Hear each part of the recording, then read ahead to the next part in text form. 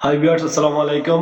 আর্নবাংলা 360 এর পক্ষ থেকে আপনাদের সবাইকে স্বাগতম। আজকে দেখাবো কিভাবে খুব সহজে আপনারা আপনাদের মোবাইল অথবা ল্যাপটপ থেকে আপনাদের জন্ম নিবন্ধন কার্ড রয়েছে সেই জন্ম নিবন্ধন কার্ডের তথ্য যাচাই করুন, অর্থাৎ আপনাদের তথ্যগুলো সঠিক আছে কিনা বা আপনাদের জন্ম নিবন্ধনের কার্ডগুলো অনলাইনে আছে কিনা সেগুলো সম্পর্কে জানাবো। কিভাবে দেখতে পারবেন আপনাদের সেই জন্ম নিবন্ধনের কার্ড অনলাইন হয়েছে কিনা। তো চলুন শুরু করা যাক আজকের ভিডিওটি।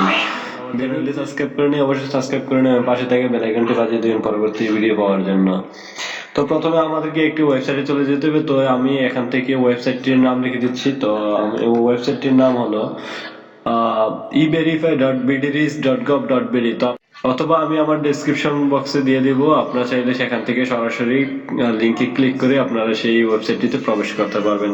তো প্রথমে আমরা আমাদের যে ওয়েবসাইটটি রয়েছে সেই ওয়েবসাইটটিতে চলে আসলাম। আসার পর আমরা এখান থেকে দেখাতে বলা হয়েছে জন্ম নিবন্ধন তথ্য যাচাইয়ের জন্য 17 অঙ্কের জন্ম নিবন্ধন নম্বরে জন্ম তারিখ প্রবেশ করান।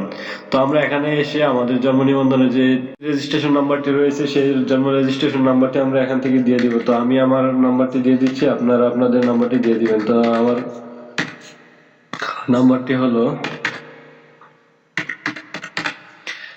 এবং আমার জন্ম নিবন্ধনের যে তারিখটি রয়েছে আমি এখান থেকে জন্ম তারিখটি দিয়ে দিব। আপনারা তারিখটি অবশ্যই আপনাদের জন্ম নিবন্ধনের কার্ডটি দেখে অবশ্যই সিলেক্ট করবেন আপনাদের ডেটটি। তারপর নিচে এসে আপনাদের এখানে যে ক্যাপচাগুলো দেখতেছেন সেই ক্যাপচাগুলো এখান থেকে সরাসরি লিখে দিবেন। অর্থাৎ 82 থেকে 10 চলে গেলে কত থাকে, তো আমরা এখান থেকে 82 থেকে 10 চলে গেলে 72, তো আমরা 72 লিখে দিলাম।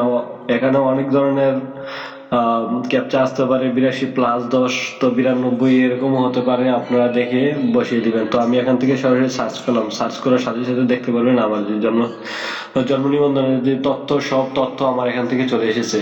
তো দেখুন আমার নিবন্ধনাধীন ব্যক্তির নাম, মাতার নাম, মাতার জাতীয়তা, পিতার নাম, পিতার জাতীয়তা, জন্মস্থান, পুরো ডিটেলস আমার এখান থেকে চলে এসেছে। তো আমরা চাইলে এটি প্রিন্ট করতে পারবো। তো প্রিন্ট করার জন্য কন্ট্রোল পি লিখে পি ধরে সার্চ করলে আমরা এখান থেকে সরাসরি প্রিন্ট করে নিতে পারবো আমাদের জন্ম নিবন্ধনের কার্ডটি।